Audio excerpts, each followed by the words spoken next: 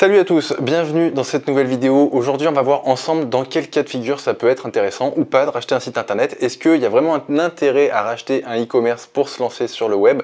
Et on va voir voilà, quelles sont les erreurs, les 4 erreurs à éviter et donc indirectement quels sont les 4 leviers sur lesquels vous allez pouvoir vous appuyer pour racheter un site internet dans de bonnes conditions. On va voir ça tout de suite. Donc racheter un site e-commerce. Déjà, pourquoi racheter un site e-commerce? Ce qui va être intéressant, c'est que quand vous allez racheter un site e-commerce, finalement, vous allez racheter de l'existant, quelque chose qui fonctionne ou tout du moins qui a des signaux positifs que vous allez pouvoir scaler. Donc un site e-commerce que vous allez racheter, finalement c'est une boutique en ligne qui est déjà montée, c'est un site ou un e-commerce qui a déjà du trafic, quel que soit le vecteur de trafic finalement, c'est quelque chose qui tourne. C'est un e-commerce, si c'est un e-commerce, vous allez avoir les fournisseurs la plupart du temps et donc ça c'est plutôt pas mal, surtout si c'est des fournisseurs qui sont plus ou moins difficiles à atteindre. Et vous allez avoir finalement tout un tas d'opportunités qui n'ont pas été exploitées la plupart du temps par les e-commerçants, opportunités que vous allez pouvoir mettre à profit si vous avez une éducation suffisante sur on va dire, la manière de gérer des e-commerce. Donc la première chose à prendre en compte quand on rachète un e-commerce, finalement, c'est de savoir d'où vient le trafic de ce e-commerce. Est-ce qu'il vient de Facebook? Est-ce qu'il vient de Google? C'est deux vecteurs de trafic qui sont radicalement différents.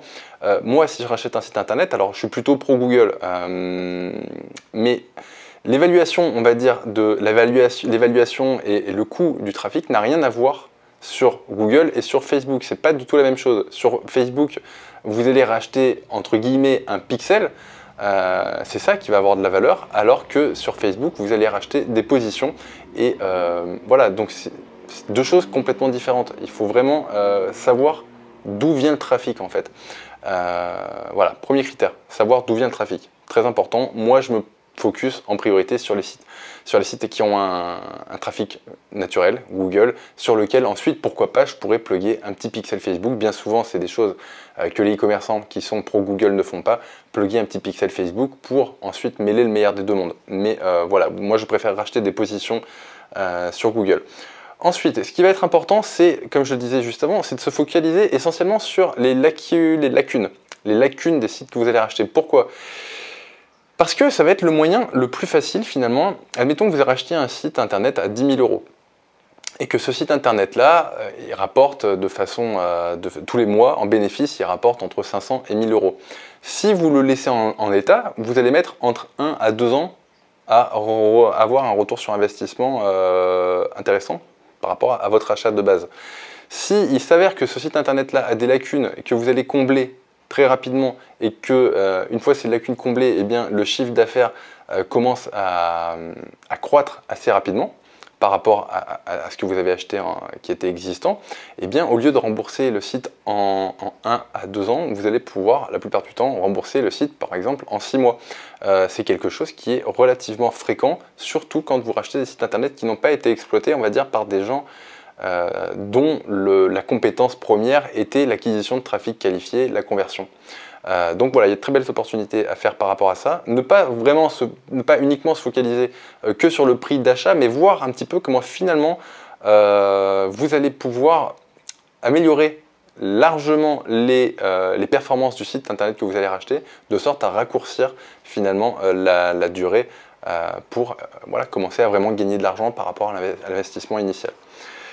Ensuite, en troisième point, il y a un autre truc qui est important à prendre en considération, c'est les lacunes de conversion. C'est-à-dire que bien souvent, alors je vais prendre un exemple tout bête, mais sur certains sites internet qui ont un certain âge maintenant, le seul moyen de paiement qui était proposé par le webmaster, c'était PayPal. Pourquoi? Parce que c'était facile à mettre en œuvre et parce que ça fonctionne plutôt bien.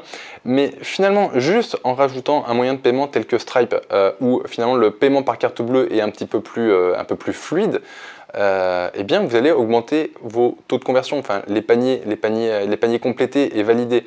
Voilà une manière finalement de diminuer le taux d'abandon panier juste en pluguant un moyen supplémentaire de paiement, un moyen qui créera moins de friction, surtout chez les 40 ans et plus. Ça peut être une manière très facile en fait d'augmenter le nombre de commandes sans finalement faire grand chose sur le site internet. C'est techniquement tout bidon, c'est tout simple, mais c'est le genre de petit truc qui fonctionne plutôt très bien.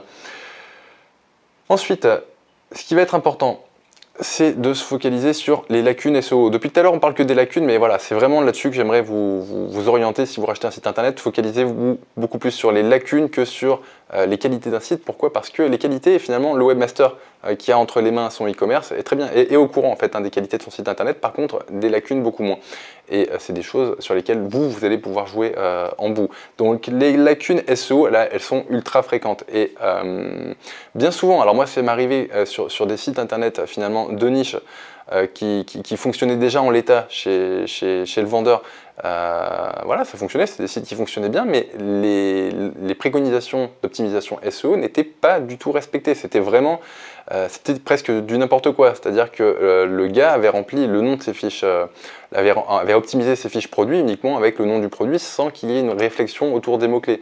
Et ça, vraiment, en passant des fois 5 à 10 minutes sur chacune des fiches produits, en optimisant ne serait-ce que la balise title et la balise H1, à terme, vous avez des différences en termes de position et donc de trafic et donc de vente qui vont être relativement significatives.